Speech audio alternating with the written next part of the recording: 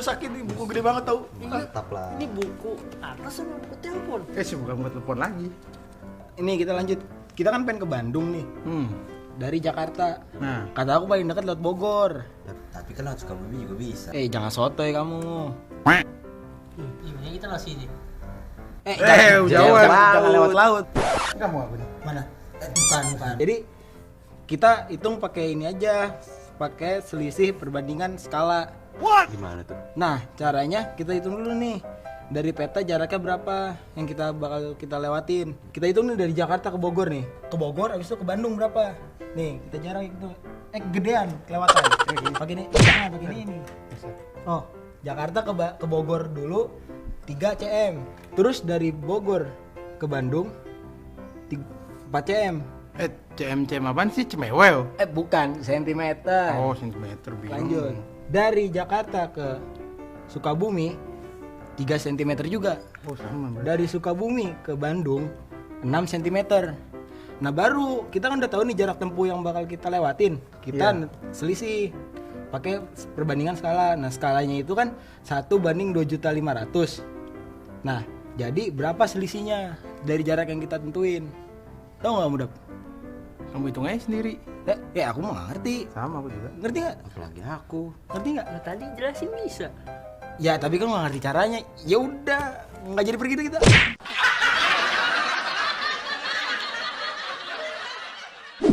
Aduh, ada-ada saja orang-orang ya. Kenapa sih? Kalau mau ke Bandung ya langsung saja pakai maps online, langsung berangkat gampang. Pakai atlas, aduh. Berasa seperti hidup zaman Hercules ya teman-teman ya. Sahabat edukasi. Tapi dari permasalahan tadi ya, itu memberi gambaran kita bahwa ternyata berguna juga. Kita tuh bisa tahu atlas yang kita lihat itu tidak hanya sekedar gambar, tapi sebenarnya hal yang sama juga terjadi di maps-maps yang ada di online itu sebenarnya bentuk canggih dari atlas gitu. Tapi semuanya itu bisa kita hitung dengan apa yang kita sebut dengan perbandingan skala. Nah, perbandingan skala ini itu memanfaatkan konsep perbandingan yang dari tadi kita sedang bahas. Nah, jadi sahabat edukasi, biasanya skala ini kita temukan di gambar-gambar, di model-model, modeling-modeling. Kalau kalian biasanya membeli mainan mobil, di dusnya itu ada tulisan 1:12. Ada lagi 1:54. Nah, itu adalah bentuk perbandingan skala yang maksudnya misalkan mainan motor kita beli tulisannya 1:12. Itu maksudnya 1 cm pada model yang kita beli itu mewakili 12 cm pada ukuran yang sebenarnya. Jadi kalau gambar itu kita besarin sebanyak 12 kali, jadinya seperti motor yang sebenarnya. Seperti itu. Nah, setiap peta itu memiliki skala dan setiap model juga biasanya memiliki skala. Tidak hanya peta, ada denah, ada miniatur kendaraan, maket, dan banyak lagi benda lainnya menggunakan skala. Nah, skala ini digunakan untuk menyatakan perbandingan antara ukuran gambar dan ukuran sebenarnya. Misal, ada provinsi dengan skala 1:1 juta. Itu artinya 1 cm pada peta itu mewakili 1 juta cm pada jarak sebenarnya.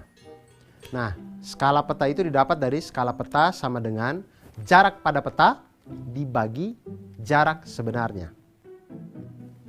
Nah, sekarang kita lihat masalahnya yang tadi. Ketika dia menghitung Bandung 3 cm segini dia bilang. Canggih memang anak-anak sekarang 3 cm ya. Nah, hal-hal yang kita dapat dari hitung skala sentimeter-sentimeter ini itu bisa kita tahu jarak sebenarnya dengan menggunakan perbandingan skala. Tadi kita lihat jalur yang mereka pilih. Petanya itu punya skala 1:2.500.000. Kemudian pada peta tersebut jarak kota A ke kota P, ya kita simbolkan saja ya tadi Bandung ke Cimahi apa Sukabumi apa tadi ya. Kota A ke kota P itu ada 3 cm. Kemudian kota P ke kota B itu sama dengan 6 cm. Kemudian kota A ke kota Q itu 3 cm. Kemudian kota Q ke kota B sama dengan 4 cm. Kemudian pertanyaannya adalah berapakah selisih jarak tempuh yang dilalui Ali dan Adi.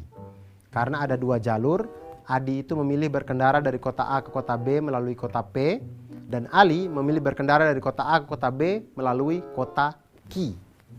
Nah, disinilah kita hitung bersama.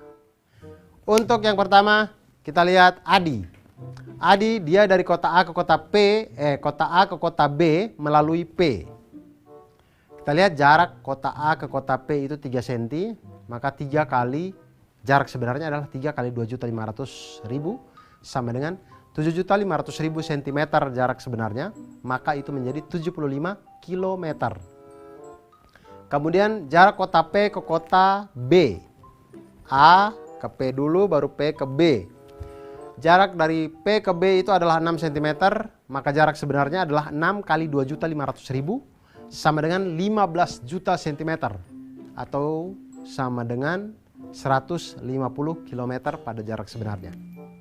Jadi jarak sebenarnya dari kota A ke kota B melalui P itu sama dengan 75 km ditambah dengan 150 km sama dengan 225 km. Nah, sekarang kita lihat teman yang satunya berangkat dari kota A ke kota B melalui kota Q. Nah, kita lihat sekarang jarak dari kota A ke kota Q itu adalah 3 cm pada peta.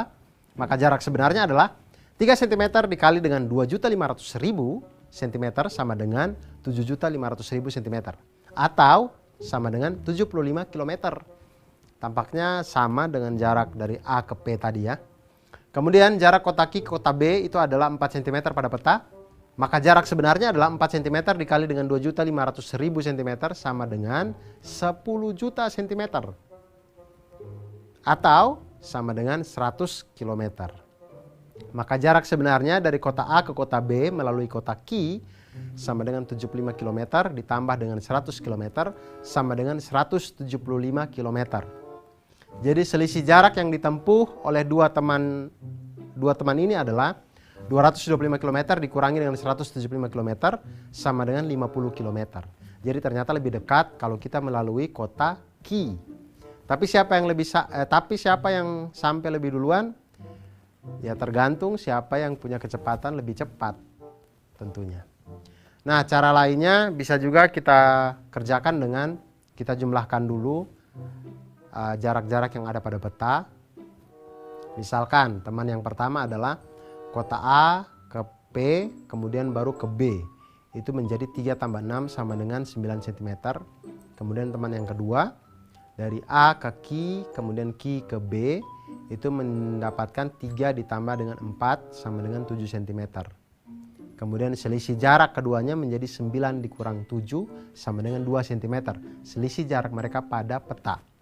Nah, kemudian selisih jaraknya ini 2 cm-nya ini kita hitung selisih sebenarnya, maka 2 cm dikali dengan 2.500.000 cm sama dengan 5 juta cm sama dengan 50 km. Ternyata cara yang ini lebih cepat ya.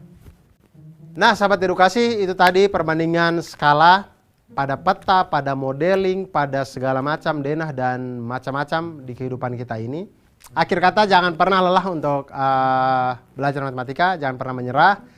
Terus ceria, terus semangat untuk belajar matematika, karena dengan matematika membuat hidup kita menjadi lebih mantul, manfaat, betul.